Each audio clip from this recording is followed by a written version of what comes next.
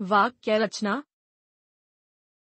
बच्चों, जैसा कि आप सब जानते हैं कि बोलते समय हमारे मुख से कुछ ध्वनियां निकलती है।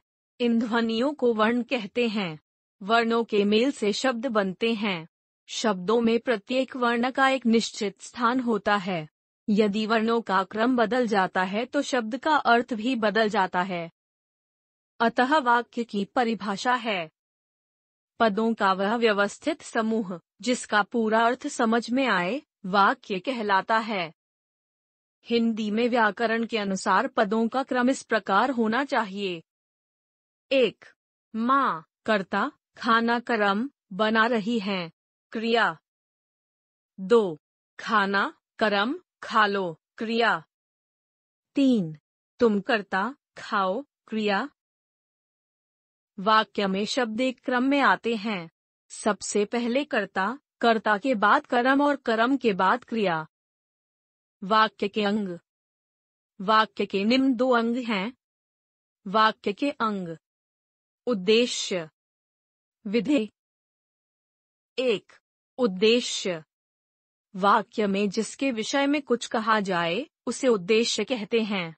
इसके अंतर्गत वाक्य का कर्ता तथा कर्ता के विशेषण उद्देश्य का विस्तार आते हैं, जैसे बच्चा, उद्देश्य खेल रहा है। छोटा बच्चा, उद्देश्य का विस्तार खेल रहा है। 2. विधेय। वाक्य के उद्देश्य के बारे में जो कुछ कहा जाता है उसे विधेय कहते हैं। इसके अंतर्गत कर्म, क्रिया, कर्म के विशेषण एवं क्रिया के विशेषण, विधेय का विस्तार आते हैं, जैसे अध्यापिका पढ़ा रही है, विधेय। अध्यापिका बच्चों को पढ़ा रही हैं, विधेय का विस्तार। वाक्य के भेद। वाक्य के भेद 2 आधार पर किए जाते हैं। वाक्य के भेद रचना के आधार पर, अर्थ के आधार पर। रचना के आधार पर वाक्य के भेद। रचना के आधार पर वाक्य के निम्नलिखित 3 भेद हैं। 1. सरल वाक्य। 2. संयुक्त वाक्य। 3. मिश्र वाक्य। 1. सरल वाक्य। जिस वाक्य में एक उद्देश्य और एक विधेय होता है उसे सरल वाक्य कहते हैं, जैसे मुझे उद्देश्य हरिद्वार जाना है, विधेय। 2. संयुक्त वाक्य। जिस वाक्य में 2 या 2 से अधिक वाक्य आपस में समुच्चय बोधक शब्दों जैसे और, लेकिन, किंतु, परंतु, अथवा, पर, वरना आदि से जुड़े होते हैं उसे संयुक्त वाक्य कहते हैं, जैसे मुझे उद्देश्य हरिद्वार जाना है और समुच्चय बोधक वहां से गंगा, विधेय, जल लाना है। 3. मिश्र वाक्य।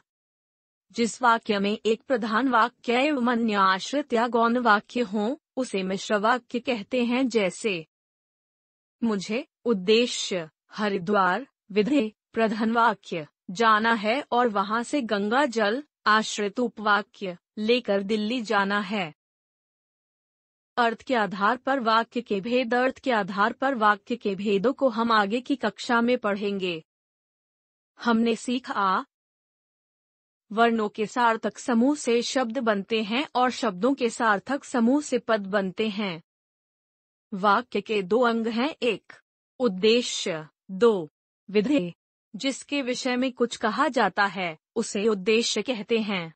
जिसके विषय में जो कुछ कहा जाता है उसे विधेय कहते हैं। वाक्य के 2 भेद हैं। 1. रचना के आधार पर। 2.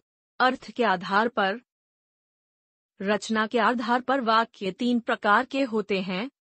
1. सरल वाक्य। 2. संयुक्त वाक्य। 3.